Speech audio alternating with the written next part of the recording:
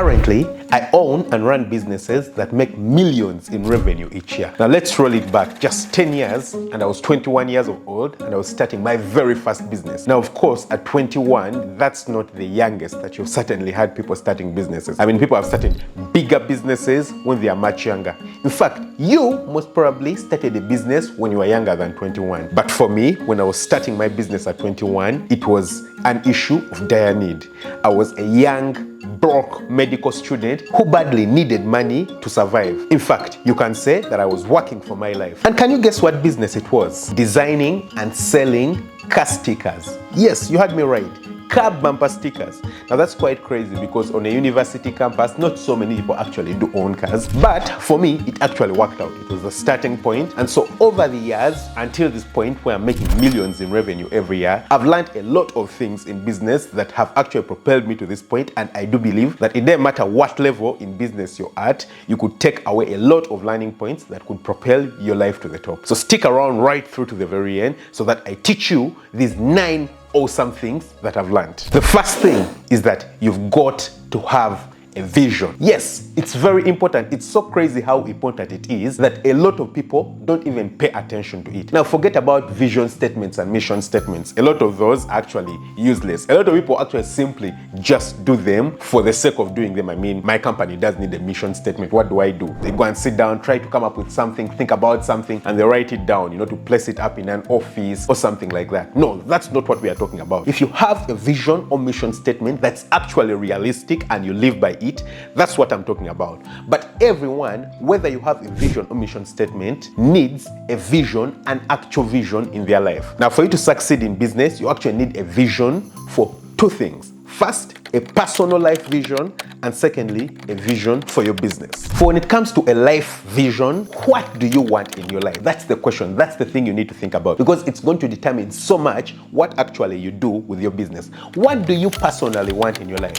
For me personally, I had a lot of thoughts about what I want in my life. So, for example, do you want free time? I personally, one of the biggest reasons I work is because I want to be able to have free time. I want to be able to do whatever I want, whenever I want, without being stressed by anyone. I want to be able, for example, to sit in my home like this and record a YouTube video early on a Monday morning instead of, sitting in traffic and having to go to work. That was a goal for me, and so it determines a lot what I do with my businesses. Do you want to have a lot of money? How much money do you want to have in your life? It's very important, because then it will determine the scale of the business that you start out. It will determine how much work you have to put in. It will determine the things you concentrate on. For example, if you want to make $1 million business, you don't go and start a business selling juice on the street. I mean, you want to be earning $1 million. When are you going to make $1 million while selling groceries on the street? Impossible, yeah? So there is a scale, and there are particular things that you need to focus on. You want to focus on things that can be scaled, businesses that can be expanded even without your presence, for you to be able to get to that amount of money. So you want to think about how much money do you want to make. Thirdly, how much do you want to work, and what kind of work do you want to do in the business? For me, for example, I love working, but I love working with my hands. I love getting involved in particular things. So for example, a business like YouTube is a perfect business for me, because I enjoy making videos, I enjoy recording these videos, I enjoy sharing my views with people, like, inspiring people, getting people told this is something that I do love, and I believe a lot of people will get inspired from. But there are particular things that I don't love. I enjoy working with tools, for example, so a farm is a great one. Despite the fact that I don't want to be there full time, I enjoy working with tools, so a farm would be an awesome one. Also, do you want the business to be dependent on you? Do you want to be the brand of the business? Now that's quite tricky, because what that usually means is that you're going to have to be involved in the business in one way or another, literally for the whole time the business exists. Now I personally, for example, I'm a brand, but I'm building a business or businesses to ensure that these businesses can exist without me, because like I've told you, I want to have as much free time as possible. So this is very important for me, because then it ensures that I have to set in place systems so that I don't have to fully be present for the businesses to exist. And then also, you want a vision for the business. Now, if you're talking about the business, you have to focus on things like what product or services exactly do you want to focus on? Yeah? You don't want to just move outside there and start being drawn about by the wind. If this thing is trending, you go here. If this trends, you go here. No, that's not what you want as a business. You want to be able to focus. So what exactly do you want to focus on? What what product do you want to focus on? Also, who do you want to serve? I mean, in the service business that you're doing or the product business you're doing, who do you want to serve? For example, if you want to serve the layman, the everyday man, then there are particular things you're going to have to focus on. If you want to serve the wealthy population, I mean people who have a lot of money, millions of dollars, then there are particular things you're going to have to do about your business and particular things you're going to focus on and forget about the rest for you to get to that point. And also, how fast do you want to grow? How fast do you want your business to evolve? It's very important. That's some form of vision that you do have. If you want your business to grow really fast, then there are particular things you're going to have to do. If you want your business to grow steadily and capture a particular kind of market, then there are particular things that you have to do. So it is very important. I mean, this is the most important thing that you need while starting out. You need to make sure that you have a vision. This gives you laser thin focus to ensure that you're not distracted by other things and to ensure that you get the results that you actually want and deserve as a business. The second thing I've learned is that you've got to be prepared to change. Now, this is quite interesting considering the first point. The first point being having a vision and being laser thin focused to avoid, meandering. At this point, you need to understand that the world adapts and things change and you must be willing and ready to change. Now, what you focus on and what you're envisioning is not what changes, but what you do to get what you want is actually what changes. The actions, the daily things involved inside the business, inside your personal life are what are going to have to continuously adapt for you to be able to ascertain what you actually want. For example, when I started out my YouTube business, I had particular things that I love to do. For example, I love to edit. I wanted to shoot my videos myself and edit them. And I was doing this for a long time. I mean, a really, really long time, until last year, I do believe. I reached a point where I was worn out. I was too busy in my life. And if I wanted to keep up editing the videos myself, I wasn't going to be able to do the other thing. So what started happening is that then I would start skipping uploads because I didn't have time to edit videos. I didn't have time to shoot videos. I just didn't have the time. So I had to adapt. I had to get to the point where I tell myself, well, you do love to edit the videos. You liked editing the videos yourself, but you've got to understand that you can't keep it up and you have to let other people do it. So I had to hire someone else to do it for me in the business. And what actually ended up happening is that the person who I hired ended up becoming better than me. I mean, they are better at video editing than me. They probably have a bit of learning to do to catch up in terms of storytelling and understanding how to do things for YouTube, but it's different when they're editing from when I'm editing. I get to have free time and the business gets to grow even quicker. Look at Facebook, for example. When Facebook started out, it was typically a social media company where people would just share the things that they have in their lives. I mean, I buy a new car, I post a photo of it. I'm heartbroken, I post that I'm heartbroken and people say sorry to me. Whatever social media was meant to do. But with time, all these things kept coming up. I mean,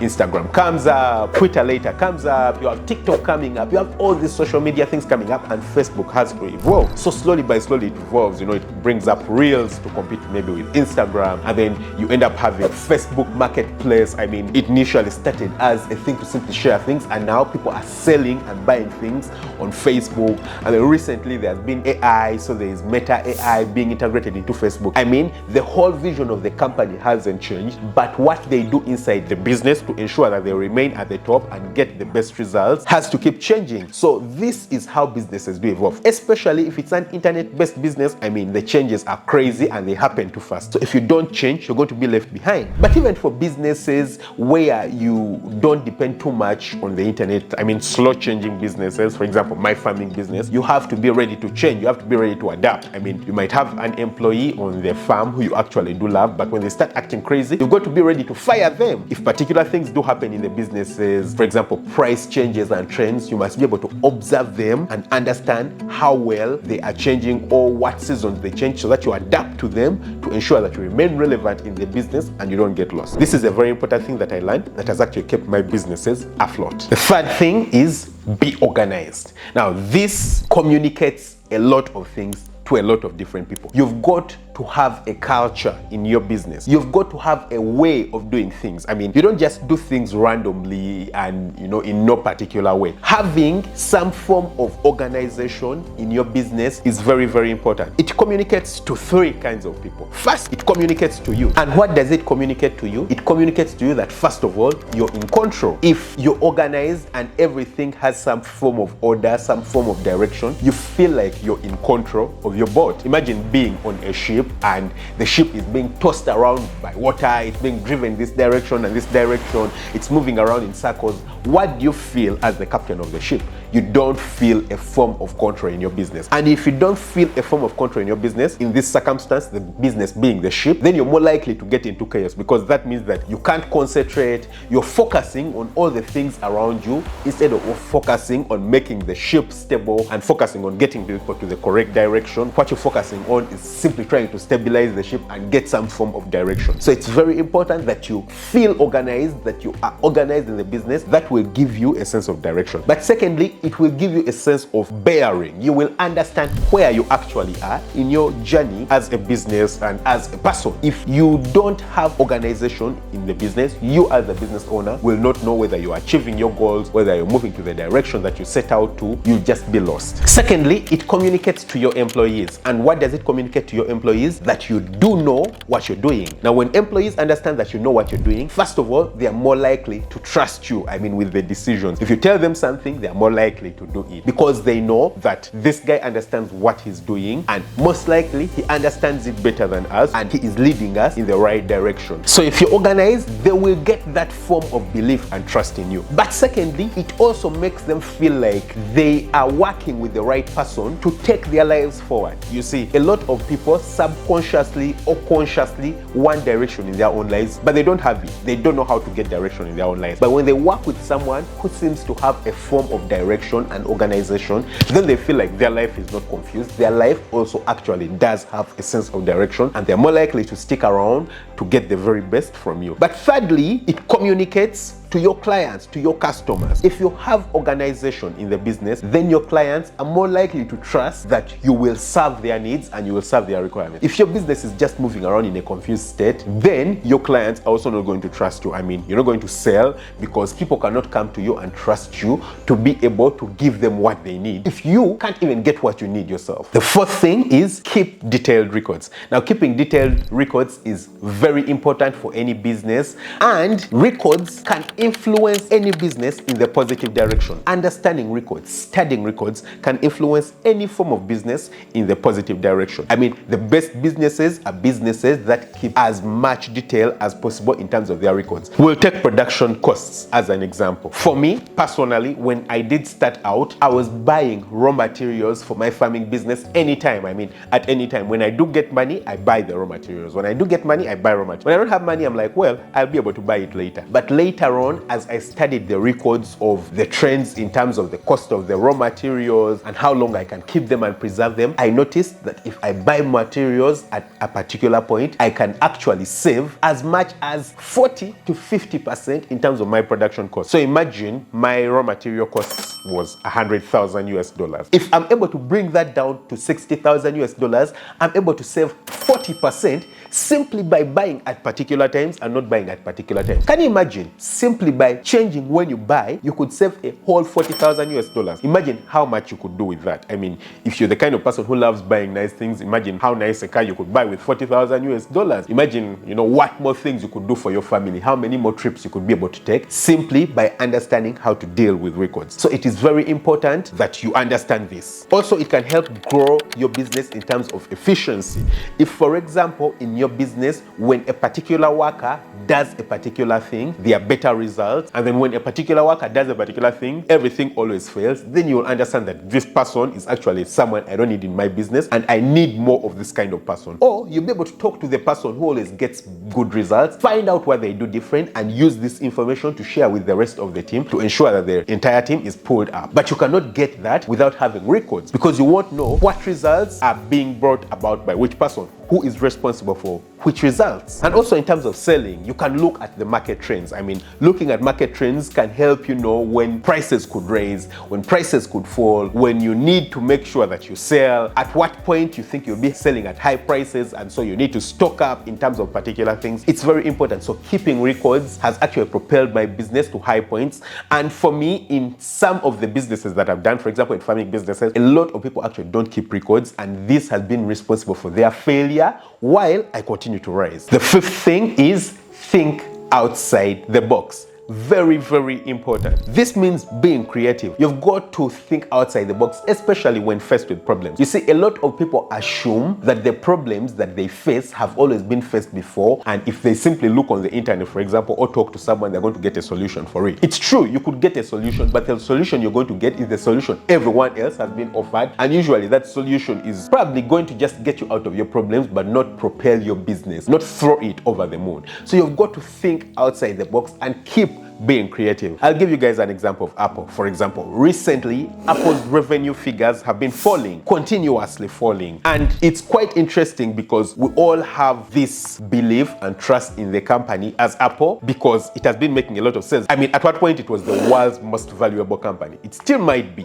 one of the most valuable companies in the world. But if you don't continuously create and innovate, that's what ends up happening. So Apple started out on the benchmark of being the most creative company right there in the world. I mean, if you look at Steve Jobs and the things he was coming up with, things like the mouse, things like the iPad, things like the iPod, things like the iPhone, each of those things was very creative, innovative, and market changing. But currently, it feels like they have settled. I mean, everything they seem to come up with is simply to consolidate. They come up with things that a lot of people have actually come up with, and they're not being innovative. And that can only work for too long. I mean, with time, the creativity, when it disappears, your sales will start coming down because there's nothing innovative, there's nothing new coming out of the picture. So it is very important that you remain creative, that you remain innovative. Very, very important. For me personally, when I started out, for example, in the poultry business, I built a double storage structure. Now, this wasn't really an innovation, but it wasn't something that was held in high regard. A lot of people were saying that, you know, the structures are not good,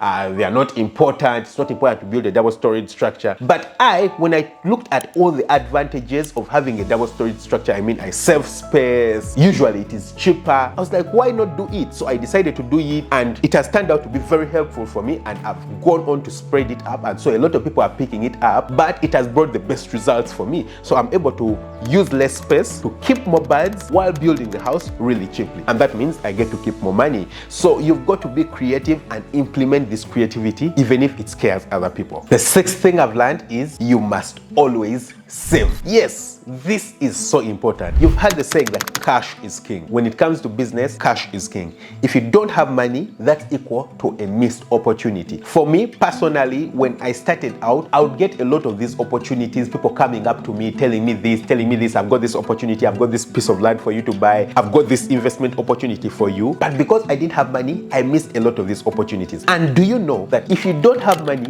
even opportunities don't seem like opportunities? Because when you don't have money, your eyes are not open to possibility. When you do have money and you know that you can always take up opportunities when they do come, then your eyes will be more open to the opportunities and you're more likely to get money and keep that money. Look at COVID-19, for example. When COVID-19 struck, a lot of businesses had to close, but those who did have money were able to divert their funds, change their premises and everything, and simply produce masks and alcohol hand wrap. Just that. And do you know that the businesses that did that were able to make a killing in a short time? A lot of them made more money than they could ever have made for the rest of their lifetime in their businesses. Simply in 2 years, they made more money than they were making in their businesses in 10 years, simply by being able to adapt and change on the trend. And the trend at that time was simply making masks. But they were only able to do that because they had money put aside in the business or in some savings account that could let them change and adapt. So it is very important that you have money and put it aside.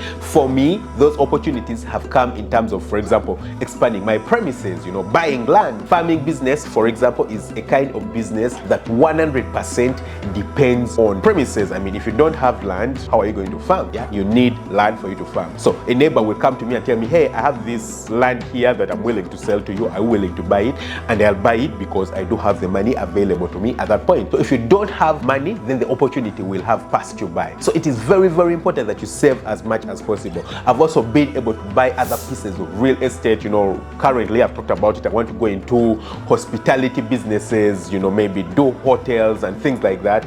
But I've only been able to purchase these pieces of land because I do have the money. Someone comes to you and they're like, hey, hey, I have a problem, I have this issue, do you have money? I sell to you this piece of land. I'm like, well, I'm ready, and I can buy even for cheap because I'm able to negotiate that downwards. Meanwhile, this is the point I'm going to talk about later on, but I'm able to negotiate downwards, and this has been very, very helpful. So save as much money as possible for you to be able to propel yourself to the top. And the seventh thing I've learned is listen. You've got to learn to listen to people both inside and outside your business, and you must be very wise in your listening. I mean, you don't take all the information that they give you, but you have to make sure that you sieve the information and get out what is good and important to you. So for example, why would you listen to people inside your business? People inside your business are very good at giving you insider information. For example, if someone is stealing and someone is committing fraud in the business, most likely that's going to come from the inside of the business, not from outside. But if you don't listen, if you don't pick out, the signals and the signs that they give you, someone will come to you and tell you, hey, I think this person is being a bit shady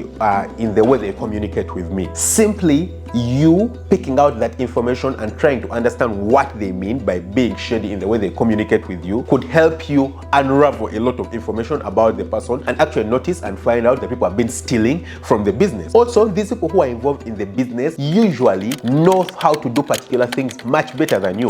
I mean, they have specialized at that thing and they are doing that thing over and over again, and usually they have solutions to a particular problem in their line of work. And so if you can only listen to them, most likely they're going to be able to solve for you a problem that you've been suffering with over a long time. So you've got to listen to the people in the business, but you must also take a lot of caution because a lot of the people in the business are not visionaries. They are what we call technicians. Now, I've made a video about how to actually start a business that cannot fail, and I've talked about this in great detail. I'll leave a link to that video right down in the description. You can check it out. But what you need to understand is that people who work in businesses are usually what we call technicians. They are skilled at what they do, but they're not great visionaries. And what that means is that usually they hate change. They don't want change and they don't want to be uncomfortable. They want to do what they are used to and they want to be in a comfort zone. So you've got to listen to them, but with a bit of caution. A lot of them usually are not very ambitious, and if you keep listening to them, then your business will not explode. And also, why do you want to listen to people outside the business? People who are outside the business usually will be the ones who tell you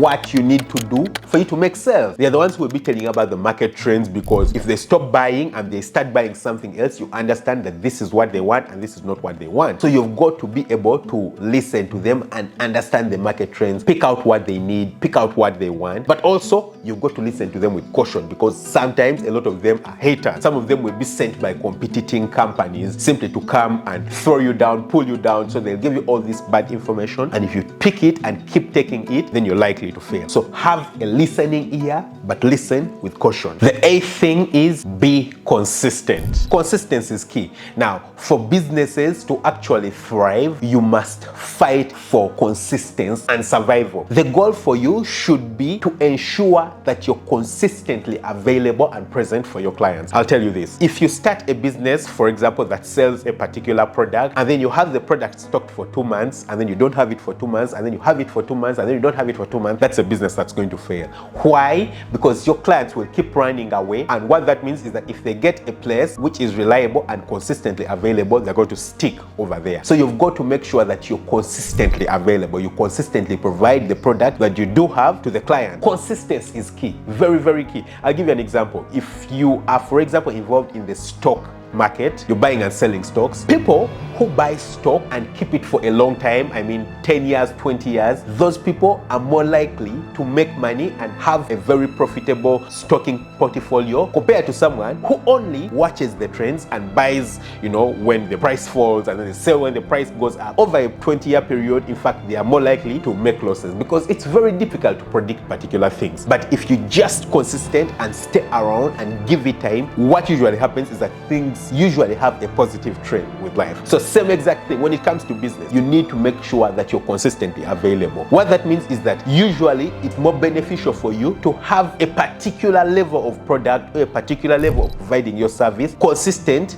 than trying to follow market trends where you stock up at a particular point then come down at a particular point, because those things happen, but it's difficult for you to predict. You could predict that the price of a particular product is going to rise at a particular point and then the price completely falls. But if you just make sure that you have your product available know, what usually happens is that with time, the value of things just keeps increasing and people will consistently buy. So despite the fact that at a particular point, for example, you might not be selling at very high prices, and maybe at a particular point, the prices might be too high and you who has mediocre product is not taking advantage of it, while other people are taking advantage of it, you're more likely to actually be present and have the very best results. So consistency is key. Make sure that you're consistent, you're available when people do need you, and you are more likely to succeed over the long time. And then point number 9 is be a master at negotiation. Very important. You see, if you're a business owner, you can't let the other people be the ones to negotiate for you. What you need to understand is that no one has a vision and desire and goal to have the vision succeed and be at the top as much as you. It's not about a win-win situation. You need to make sure that it's a consistent win for you. I mean, when you get into a negotiation with other people, it's not about win-win. It's not about the other person winning and you also winning. No, it's about you winning each and every time. That's how you make sure that you survive and you're present and you thrive all through the end. So you need to make sure that you understand negotiation. Now, negotiation is not only at the price level. Of course, it's very important that you understand negotiation at the price level, but you also have to negotiate in a lot of other circumstances. For example, you need to learn to negotiate with your employees. For your employees to understand the vision of the company, for your employees to be invested into making sure that the company excels, you have to negotiate with them. Explain to them what you're doing, what is in it for them, what is in it for you, why they must be doing what they're supposed to be doing. That is all negotiation. Very, very important. That's all negotiation. So master the art of negotiation inside the business, and then your employees are going to be more invested in you. For you to get the best result inside the business, again, you're going to have to negotiate, you know, to get people motivated, to get the very best price, to make sure that you're buying everything at as low a price as possible and selling at high a price as possible. So understanding negotiation, mastering the art of negotiation is a very important skill that you must learn for you to thrive and be existent as a business over very many years. Now, I didn't always start out as a business person. I mean, I was a doctor and I had a passion for medicine, but with time, I learned a few things that tipped me over and switched me over from medicine to do business. Now, I've made a video, I'll leave a link to that video right here, about the things that I learned about money that completely made me switch, flip, and quit medicine for business. Check it out. I trust you'll love it. Don't forget to hit the subscribe button, smash the notification bell. Catch you very soon with another video. Lots of love. Bye-bye.